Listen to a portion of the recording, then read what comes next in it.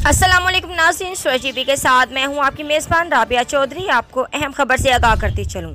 फैसलाबाद में लड़की की बेहुरमती करने पर मिल मालिक दानिश को अदालत के अहाते में वकला ने पीट डाला। मज़ीद तफसीलात से आपको आगाह करेंगे ब्यूरो चीफ मियां एजाज। जी बिल्कुल, फैसलाबाद में लड़की के साथ बेहुरमती करने वाले मिल मालिक दानिश शेख को अदालत के हाथा में वकला ने मार पीट डाला। कितनी ज़बरदस्त गुंडागर्दी की गई।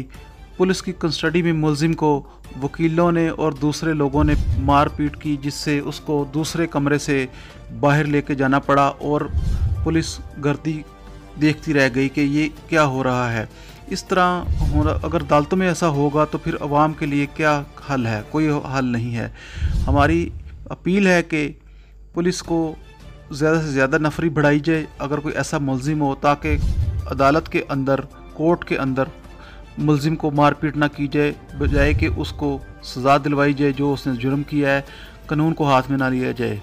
ये एक बहुत बड़ी दहशतगर्दी का वाक़या है कि अगर पुलिस के हाथ में मुलजिम हो और उसकी पिटाई वकील करें या दूसरे लोग करें, ये बिल्कुल बर्दाश्त नहीं किया जाएगा।